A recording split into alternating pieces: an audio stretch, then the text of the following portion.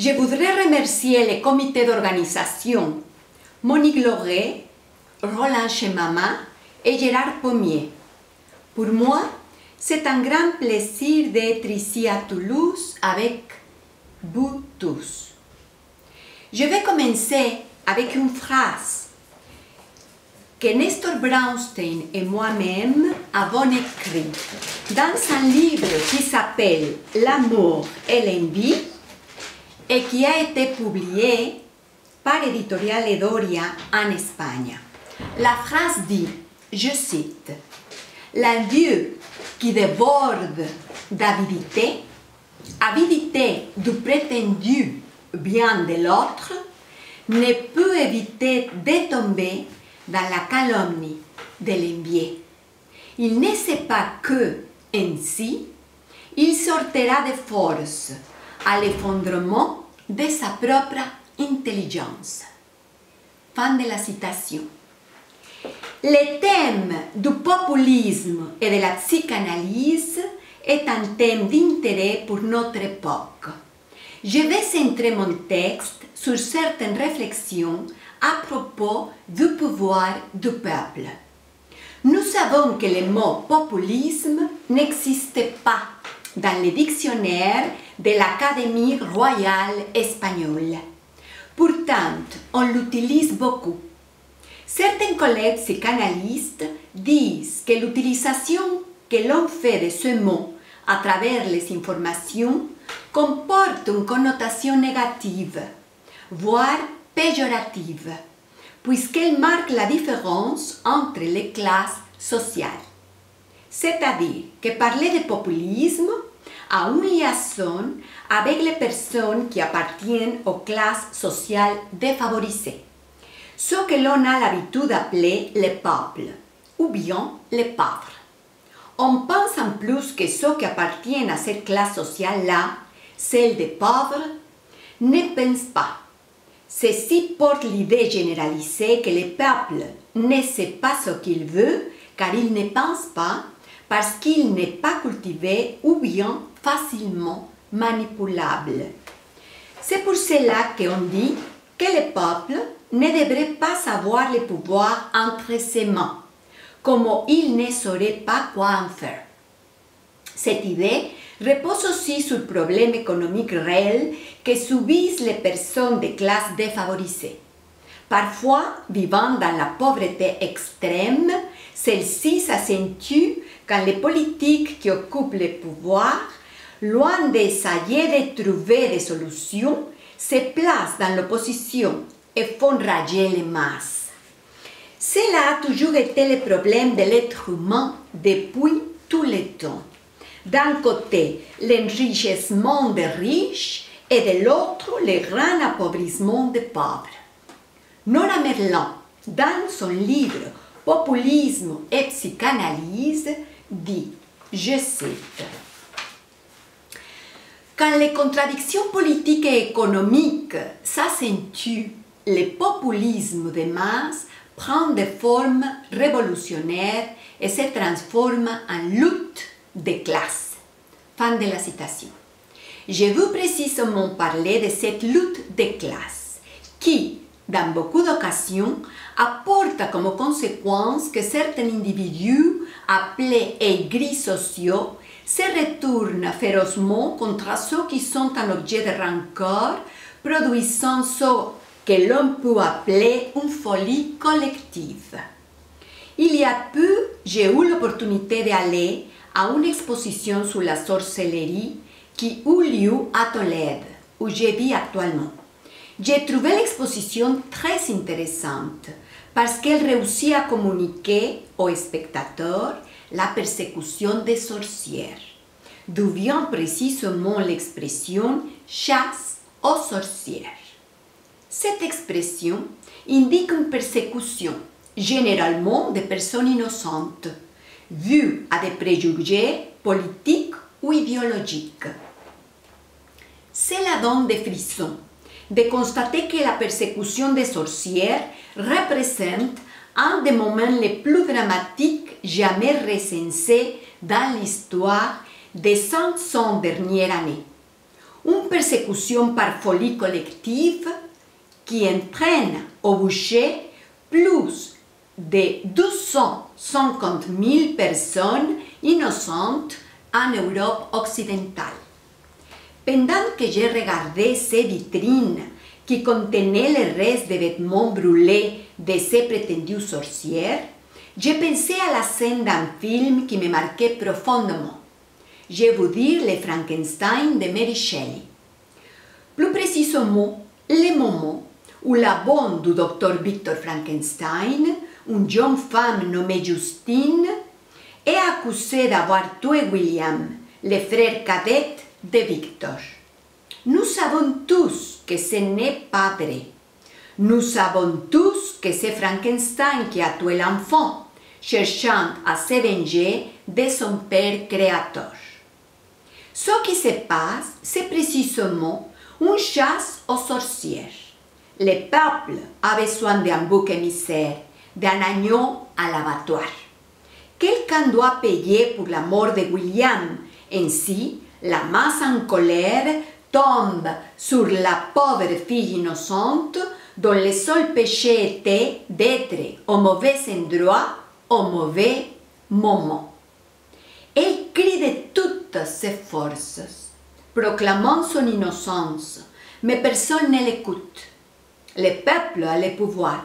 Le peuple est uni dans une folie collective qui dirige sa colère, sa haine, sa rage, d'une manière féroce contre la jeune femme. Faisant taire les cris désespérés de la jeune fille, ils lui mettent un nœud coulant autour du cou et l'accrochent sans aucune considération. Après avoir commis l'acte, le peuple jouit du meurtre sadique. Les gens applaudissent devant le cadavre inerte de la jeune femme suspendue dans les airs avec les coups brisés. Un meurtre qui reste impuni. Un assassinat politiquement correct. Un meurtre nécessaire au maintien de l'ordre. Un meurtre qui fait croire aux gens qu'ils ont le pouvoir entre leurs mains. Un analysant que j'appellerai Monsieur X va m'aider à faire connaître certaines questions qui me semblent fondamentales afin que nous puissions continuer à réfléchir ensemble à la question du pouvoir du peuple. Le père de Monsieur X était un homme qui jouissait d'une bonne position économique dans un pays de l'Amérique centrale. Ce père avait des aventures amoureuses avec une bonne qui était à son service et le résultat était un fils bâtard. Tout le monde savait qui était le père de la créature. C'était un secret de bouche à oreille. Mais cet enfant a été élevé très différemment des enfants légitimes.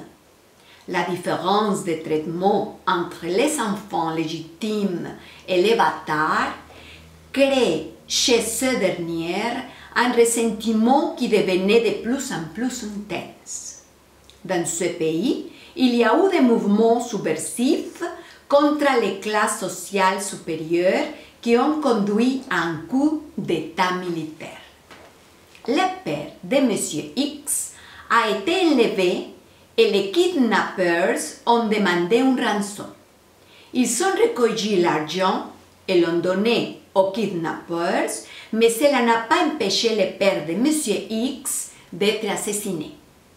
Au fil du temps, on découvrit que c'est lui qui était derrière la kidnapping et le meurtre du père était le fils bâtard devenu militaire et qui, usant des pouvoirs qui lui étaient conférés, avait pris sa revanche. Assassiner l'homme qui avait méprisé sa mère pour avoir été bonne. Assassiner le père qui l'avait méprisé pour être un fils bâtard. Le meurtre du père perpétré par le fils bâtard change radicalement la vie de mon analysante. Son histoire me fait penser au film La Maison aux Esprits, où l'on voit un fils bâtard également issu de l'union entre maître et domestique qui vit avec rancune les différences sociales et économiques avec les enfants légitimes. La vengeance de ces fils bâtards est la même que dans l'histoire de mon analysante Monsieur X. Dans la maison aux esprits, le fils bâtard devient aussi militaire. Sa position militaire lui donne la possibilité d'avoir le pouvoir de se venger. Torturer sa sœur, qui est la fille légitime. On voit que ces enfants bâtards n'ont pas de place ni de reconnaissance dans la vie du père biologique. Ce manque de reconnaissance conduit à la recherche d'un père qui puisse être incarné par leader du populisme. Ces dirigeants populistes deviennent l'image paternelle de tous les enfants insatisfaits et déshérités, qui ne se soucient pas du tout que ces dirigeants soient des dictateurs tyranniques. L'image du dictateur devient un grand-père qui, en théorie, protégera ses enfants et leur donnera prétendument tout ce qu'ils n'ont pas eu. Pourquoi est-ce que ça arrive? Quelles en sont les causes possibles? Un facteur qui caractérise ces événements, à mon avis, est l'envie. La menace du populisme dans notre époque postmoderne est plus présente que jamais, car avec autant de concurrence et d'exhibition sur les réseaux sociaux, il y a un essor de la convoitise de plus en plus évident chaque jour. Roland Chemama, dans un livre qui s'appelle Histéricas insatisfechas, publié par Editorial Edoria à l'Espagne, dit, je cite, « Rien n'intéresse mieux l'envieux que de priver l'autre de son bien. Ce qui le satisferait dans le fond, ce serait que l'autre est moins que lui, même si pour cela, lui-même devrait avoir moins que ce qu'il n'a. » C'est tout le sens de la parabole de Sisek dans Violence. Un fait dit au paysan qu'elle fera tout ce qu'il lui demande, mais qu'elle en fera 2 fois plus pour son voisin.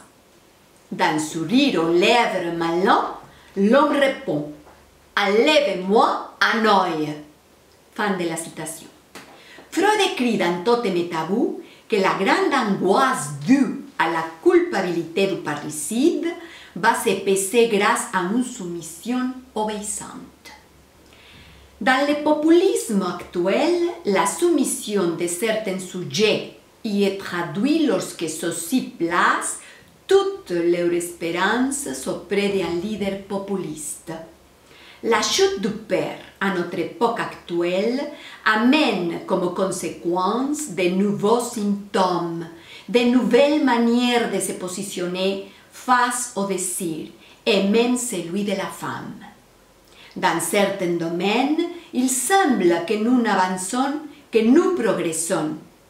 Une femme que j'ai dans mon cabinet me disait qu'elle appréciait de vivre à une époque où il y a plus d'égalité entre les hommes et les femmes, mais aussi qu'elle se plaignait de ne pas trouver l'amour, car elle dit que les hommes ne peuvent pas s'attacher à des filles intelligentes et qui ont du pouvoir. Cette idée est en lien avec une réalité actuelle qui se confirme avec l'écoute à la clinique psychanalytique. Certaines femmes qui arrivent à se démarquer dans leur travail ont des difficultés à rencontrer des hommes prêts à s'engager avec elles en amour. Du moins, il s'agit d'une plainte constante chez toutes les femmes interrogées. Nous voyons que ce qui est encore en jeu est la chute du père. Goran Abulatmanenti nous dit comment Séverine, l'héroïne de Belle de Jour, a besoin de chercher une nouvelle version du père après l'effondrement de son mari. Dans le livre L'autre version del padre per versiones, publié par Editorial Edoria à l'Espagne, Gorana dit, je cite, Le fantasme de prostitution est destiné à mettre de nouveau sur pied un père, dans sa fonction de père fort. Fin de la citation. Cette chute du père produit de l'angoisse et aussi de la violence. Roland Chemama dit aussi dans un livre qui s'appelle Miedo, Sufrimiento y Angustia, qui a été aussi publié à l'Espagne par Editoriale Doria, je cite, « L'homme sait être toujours attaché à ce qui se répète de son passé, mais en même temps, c'est être qui dans la répétition même apporte quelque chose de nouveau. » Fin de la citation.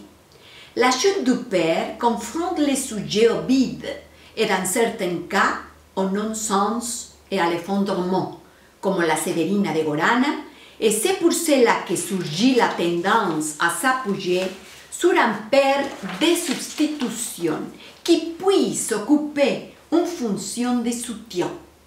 Ces individus sont capables de faire n'importe quoi pourvu qu'ils gagnent la sympathie de ces pères de substitution.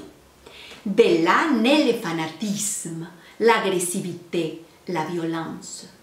Car la violence surgit de la rébellion de l'individu face à la frustration de ne pas trouver de réponse à ces questions. Cette rébellion est causée par l'impuissance face aux injustices sociales et déceptions politiques. La rébellion surgit dans le peuple et s'exacerbe, se radicalise, surtout chez ces individus défavorisés auxquels je me suis référée, de telle manière qu'ils ne trouvent pas d'autre issue que la violence radicale et extrême causée par l'impossibilité de trouver une idée de fonctionnement pur, un système de gouvernement parfait. Nous sommes pour cela dans un monde où l'on voit déjà sa limite, parce que les mots ne sont plus suffisants pour établir les liens sociaux et l'échange.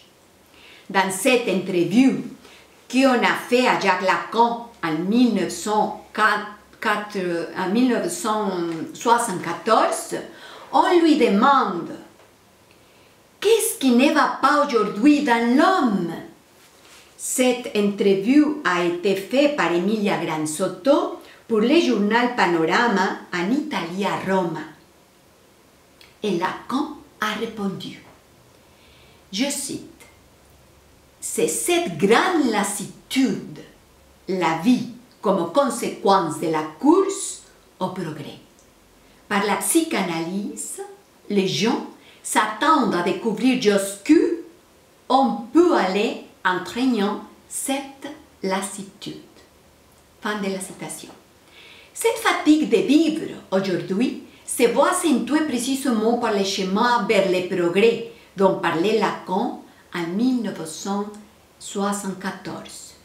Ce progrès a supposé des changements importants dans la société actuelle et à tous les niveaux.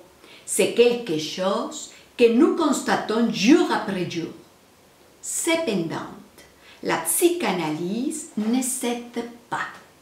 Et c'est pour cela que tant que nous, les psychanalystes, avons notre mot à dire, nous allons continuer à promouvoir le pouvoir de la parole comme un pouvoir porteur de liens sociaux et d'échange. Parce que notre pari est que ce désir qui surgit de l'écoute à la clinique psychanalytique arrive à trouver sa place sur la pathologie de la jouissance vorace, de la violence et de la destruction qui, lamentablement, règne aujourd'hui dans notre société. Merci beaucoup.